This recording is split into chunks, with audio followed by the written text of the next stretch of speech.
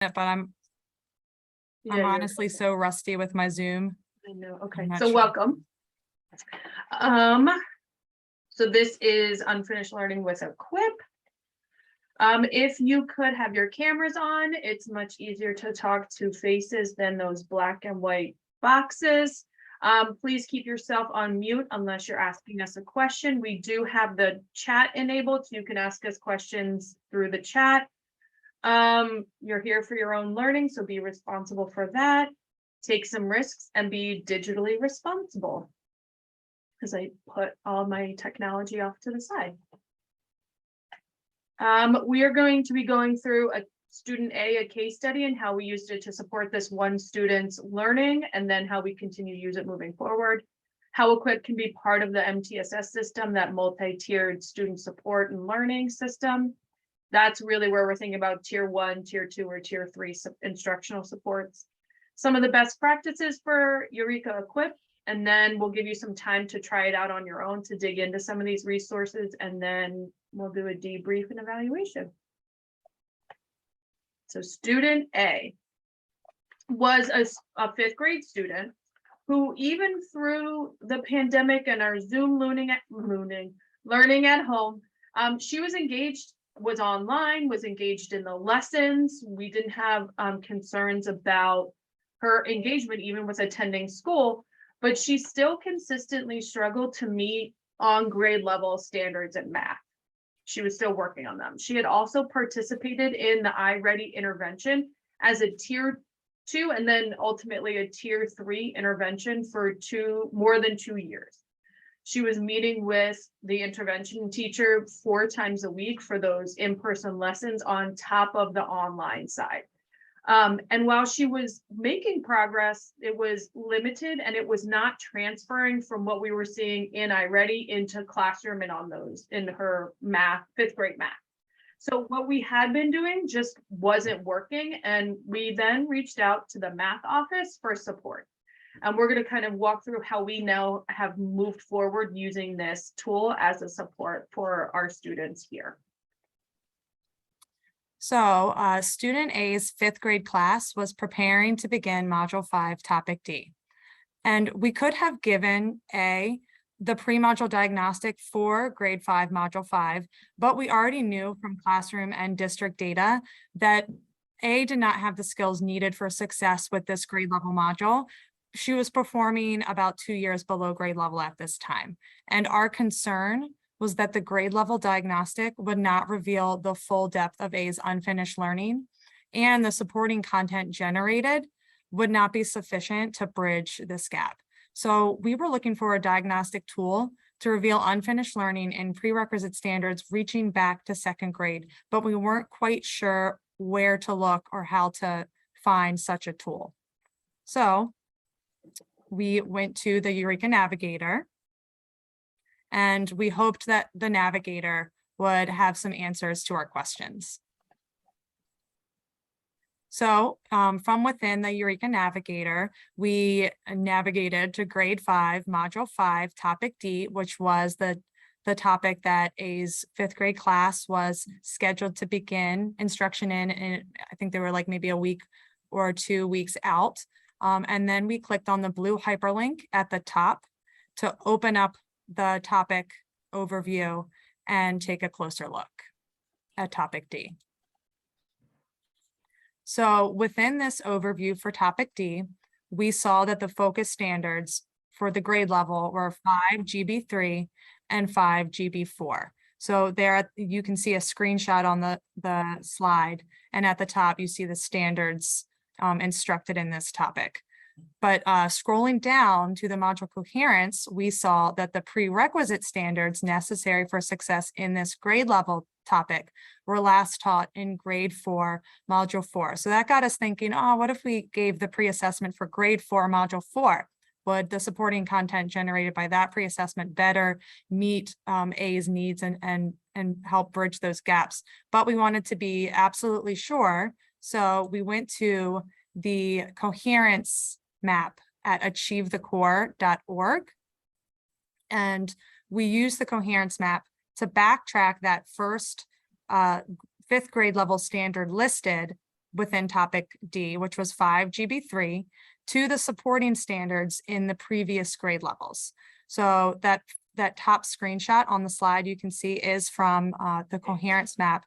You see 5 GB3, which is the grade level standard taught in topic D of grade 5. And then you can see that solid arrow leading back to that foundational standard that students need to have mastered to access the 5th grade standard. And it was 4GA2. And so then we confirmed that 4GA2 was listed as a focus standard for module 4, grade 4, and that's that lower screenshot you see. So at that point, we were pretty confident that we found the specific module from 4th grade that best supported learning in A's current 5th grade topic.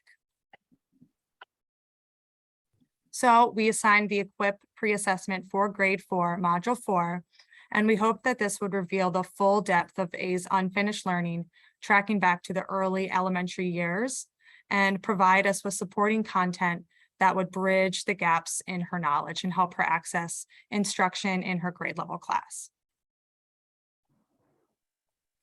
Her pre-assessment data revealed unfinished learning in many essential concepts and skills, some of which branched back to grade 2. So that is a screenshot of A's pre-assessment results from the pre-module for grade 4 Equip pre-assessment.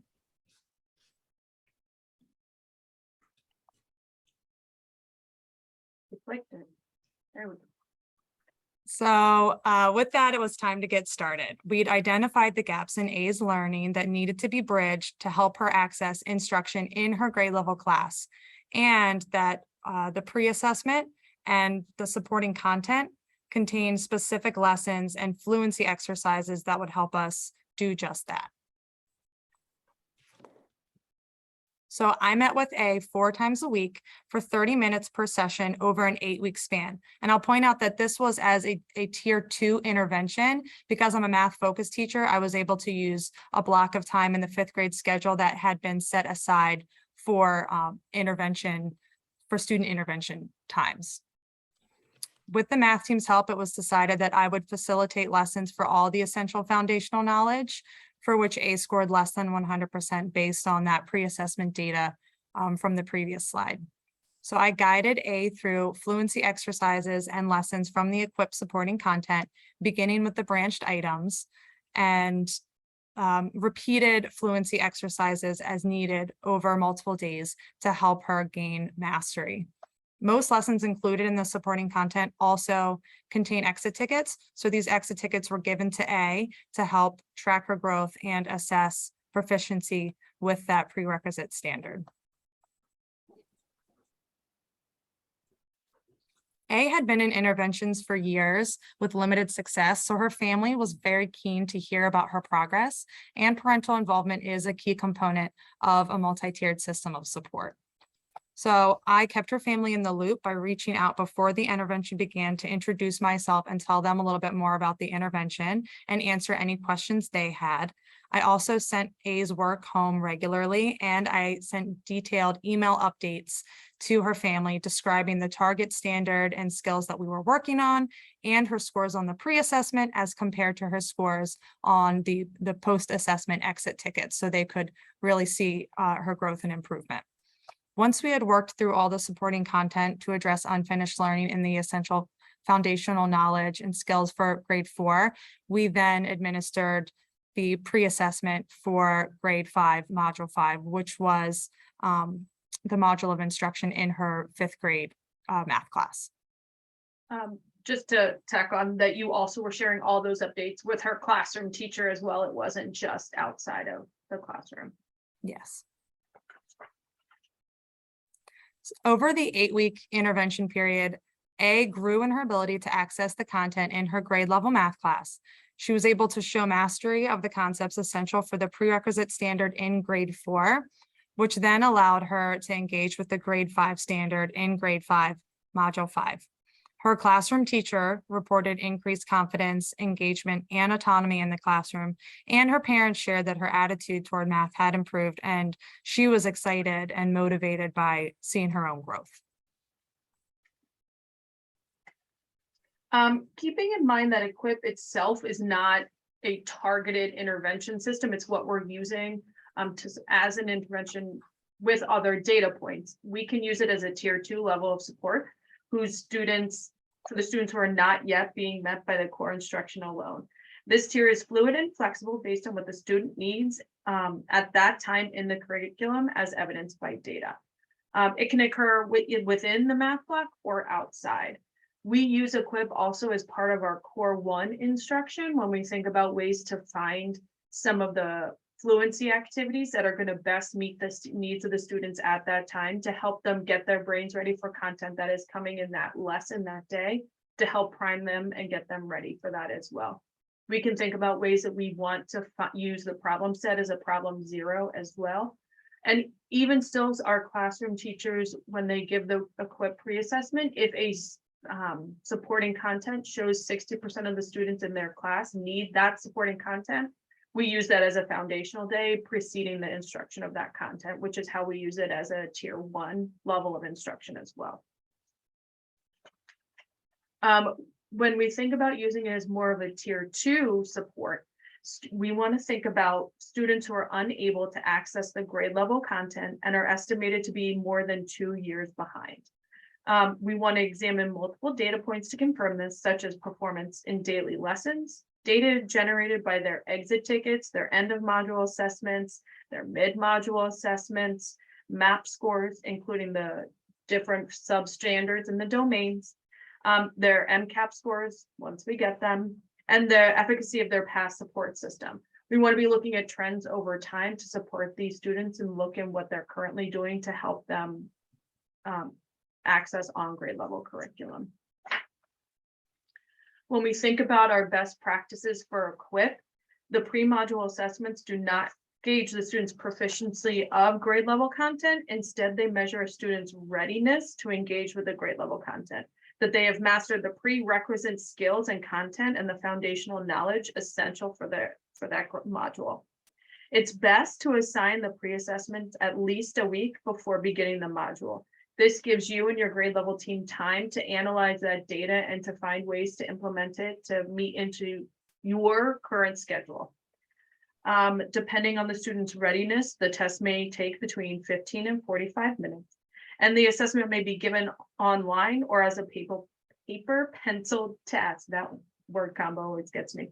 The online version is adaptive and scores for you, so it really tells you where their unfinished learning is in a way that's easier to manipulate than the paper pencil, because then you have to input their scores and it's not adaptive. So the branch questions are not in the paper pencil version. And then when you analyze the results to form student groups, you're going to be using the Equip teacher guide to determine when the supporting content is needed. And then you can, as a grade level team or independently, figure out when the just-in-time supports for this are.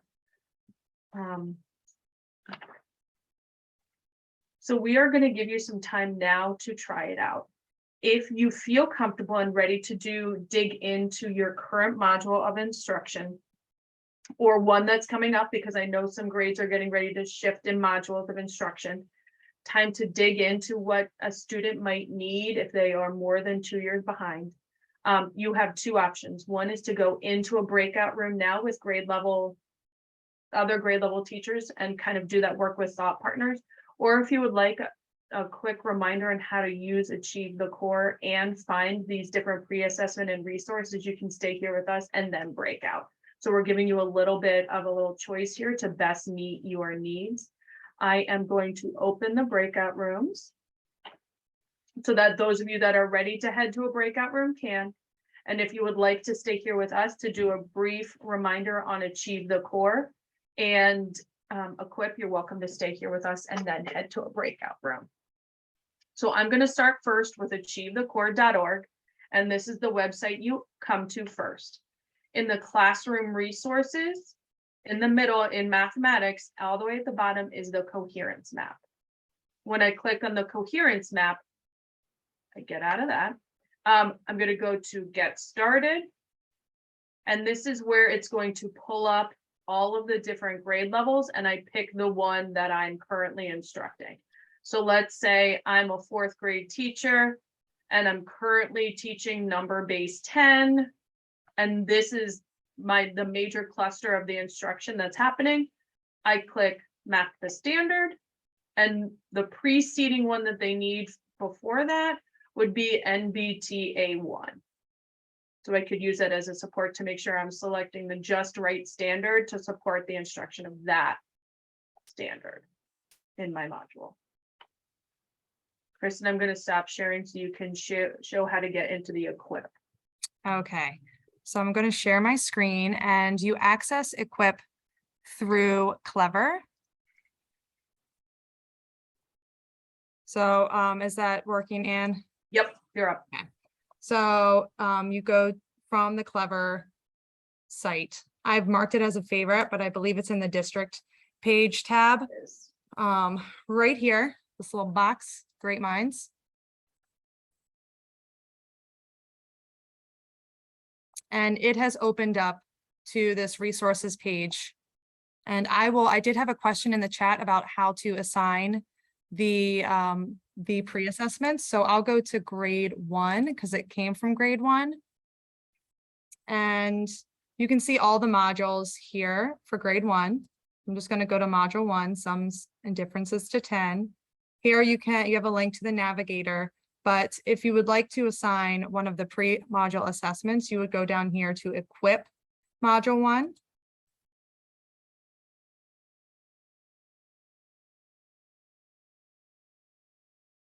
Hopefully it opens. Sometimes it's just a little slow in the mornings.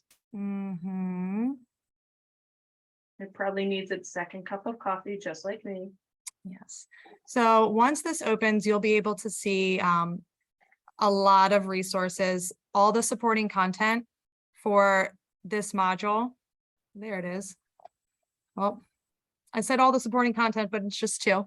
So supporting content A and B for grade 1, module 1. And then here's the pre-module assessment. And this is the print, but you would want to give the digital adaptive version so that you would get that branched, the information about the branched items. So I just clicked that. Here is the pre-assessment. You would click schedule. And then, so these are, you can only schedule for classes in which you have students rostered to you. So these are my 2 classes. You're just going to click whatever class. It doesn't really matter which time because it doesn't open automatically for students. It just allows them to go in on Clever, go to Great Minds, and then it will pop up as a task for them to complete. So just whenever you want them to take the pre-assessment, and they don't have to do it all at the same time, they would get on their Chromebook, log into Chrome, go to the MCPS resources tab, go to Clever, go to Great Minds, and then it would populate in their assignments tab. And I would just like to add that this is where you could choose if it's one you want to give to your whole class, you can assign it to all of them, or you can go to all students and check the specific students that you wanted to take that assessment. So sometimes if you're a grade level teacher, you might want to give it to your whole class if it's what you're going to be using for that. But if you're seeing a specific student that would need a little bit, that has unfinished learning further back, you would only want to assign it to that one student and not all of them. All right, so then I'm not going to schedule it for my my math classes, but you would click schedule, and then that assessment would be there for students whenever you're ready to administer it to them. Yeah. So you would click launch on the day of the assessment, and then it would be immediately available for kids in their Great Minds account. And if I go back, so here's the supporting content.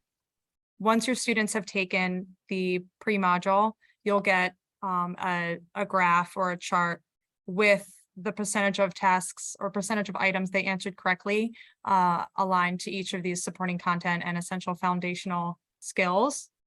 So if like at Maryville, if more than about 60% of the class demonstrates a need, you would just do the supporting content for the entire class.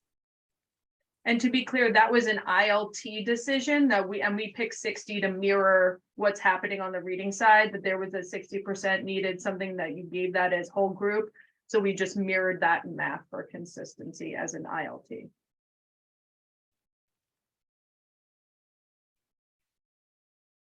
I just opened up the supporting content A just so we could preview it.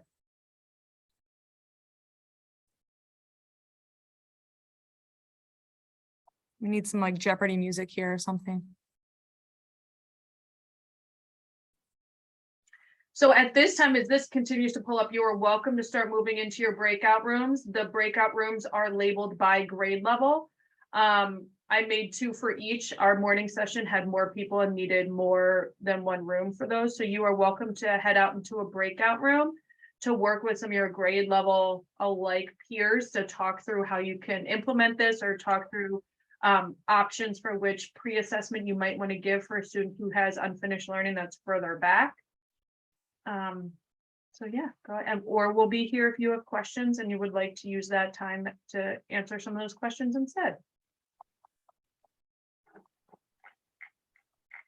The grade level, the breakout rooms are self-select, so you'll click the breakout room button at the bottom and pick the grade level that best meets your needs.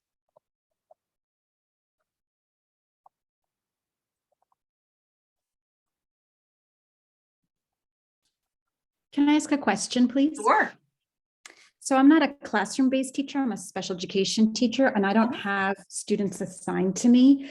In that situation, is there a workaround, or would the classroom teacher assign the assessments for me? So the classroom teacher would need to assign and score the assessments, which is like 2 clicks of a button. But once that happens, you should have access to their scores. Okay. Good. I'm doing a finger cross here, right? Okay. Kristen doesn't have access to all the scores like I do. So I generally will just print out how they like do a screenshot of their scores and then share it with her, because she has access to all of the supporting services that way. And all she needs to know is who needs which ones. Okay, thank you. Yeah.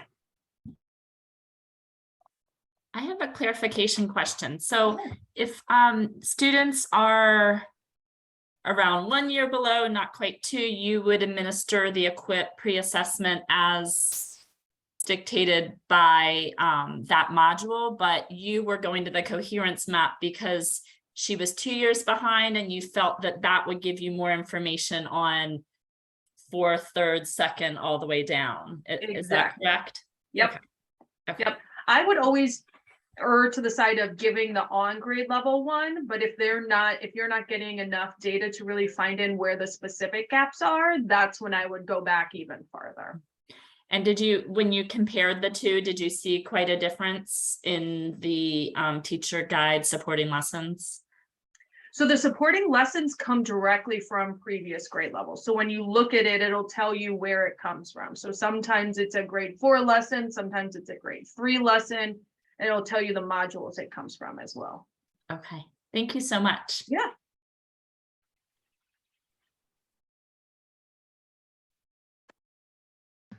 This might also. I had a cool. Oh, sure. I was wondering, when I go to look at the Equip, is there a way to see the whole class as a whole, or because it seems like you have to click on each student unless I'm doing something wrong with that? Once to assign it or to view the data?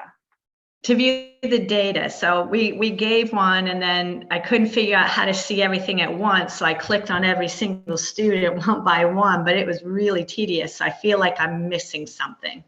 So Kristen, because you have access to that data in a different way than I do, can you show how you get to your class data? Sure. So you do have to click finish. I think you have to click finish and then score, or score and then finish. I'm trying to navigate right now. My computer's being really, really slow. If I can get the page pulled up, I'll share my screen and I'll show you. But from within the dashboard, there should be a button that says either score or finish. There's both a score and a finish button. When in doubt, start clicking stuff. Just it's not the most intuitive platform, honestly.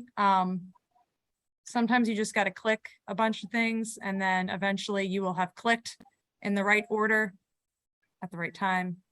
So I'm trying to pull it up right now. Yeah, and then once you've done that, you go back to that home screen on the Affirm side.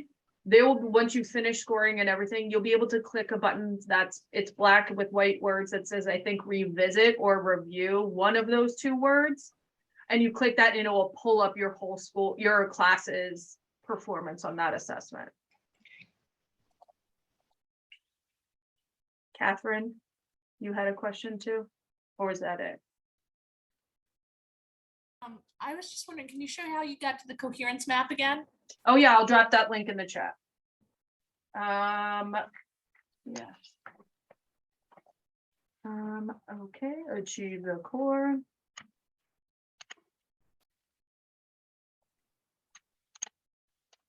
There's the achieve the core.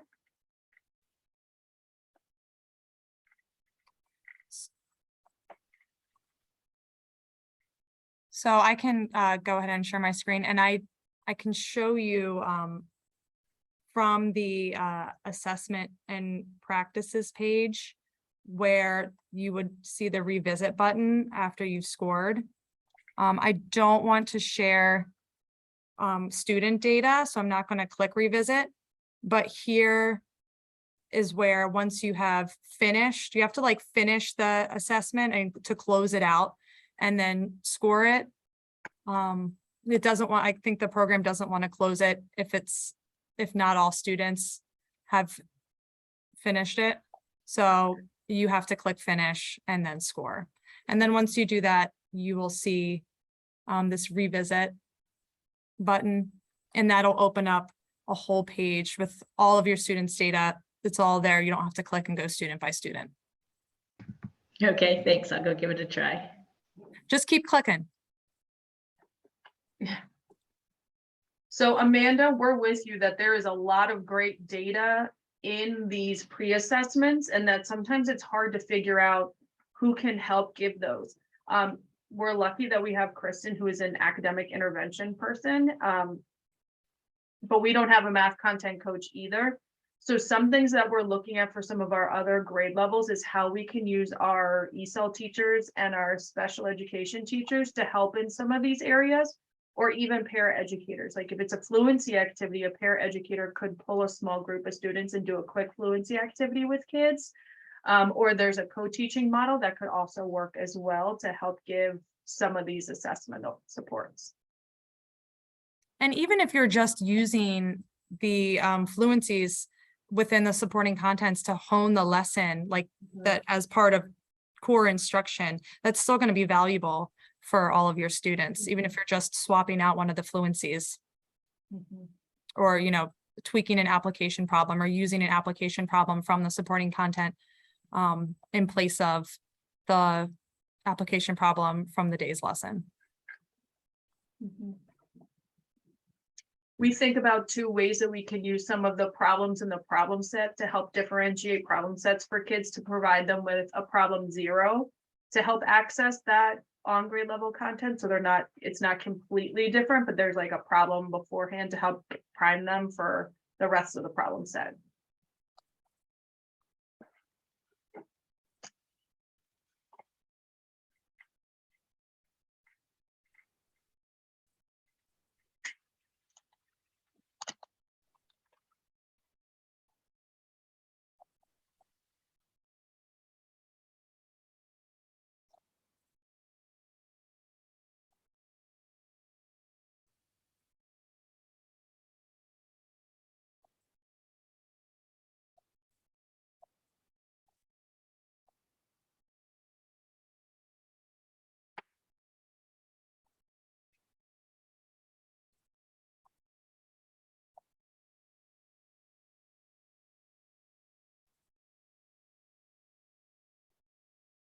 Okay, I'm bringing back our I friends got it. breakout room. Yeah, did it work, Cynthia? Yeah, I never saw the button that said finish score, finish something. So I clicked that and it's there. Thank you. Perfect. Yeah, sometimes you got to click a couple extra buttons.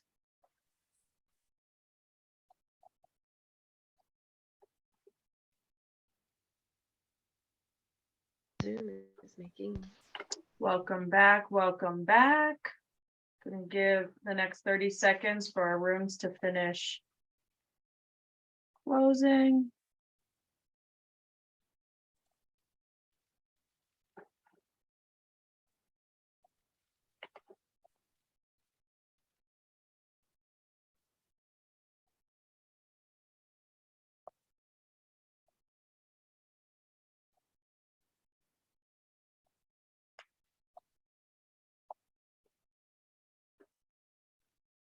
Okay, I think we got everybody. Oh, we're about to have everybody back. Okay. We want to do a quick little debrief. We covered a lot in here and it can be overwhelming, but think about one thing that you are looking forward to trying this week. And then just drop it in the chat for us. What is something that you're looking forward to trying out this week? It could be something that you were like, oh yeah, Achieve the Core is a great resource. Maybe it's using that a little bit more, or digging into those fluency activities. What is something you're looking forward to trying this week?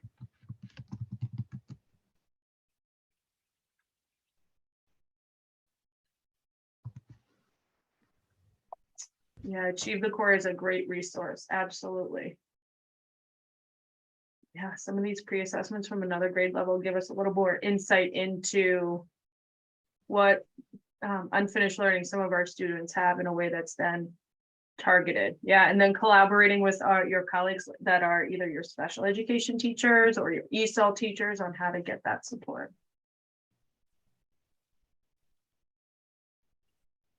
Working with our teams. Yeah. Oh yeah, looking at some of the different student groupings after we have, after we look at their pre-assessment data, how can we do some support groups based on that pre-assessment data? Absolutely. Small groups, yeah, there's a great way that we can start using these in those kind of, getting back to those small groups that we had before. Okay.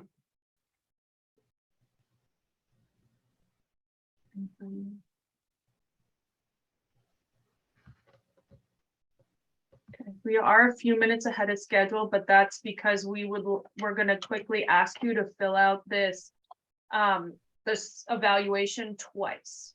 So this time it's going to be once for our session and once for the PLCamp as a whole. So once you submit it once, you'll go in and you'll submit it again for the session as a whole. And as a reminder, I'm going to put up our first slide, so you can help find the name of it. That should be there this time. It was not there at the initial stage. It is using Equip Preassessments to address unfinished learning.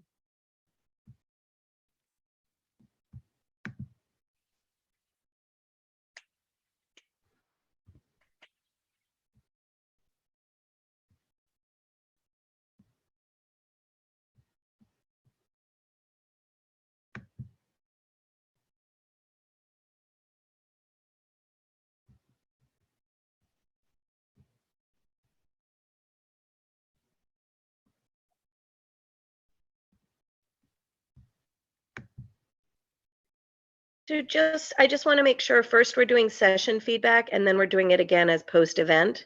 Exactly. Okay, thanks. Yeah.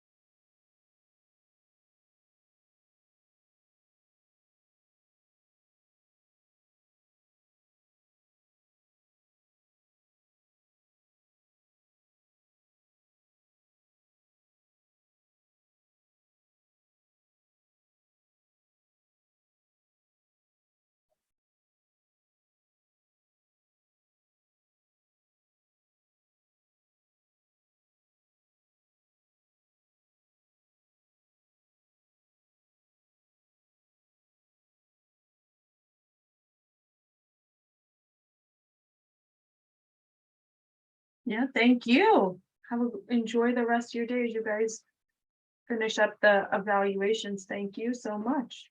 Stick with us while you can so we can help you if you need it, but we're here if you have any other questions that are specific to your grade and kind of want to talk through something. We're here to talk through how we made some of our decisions.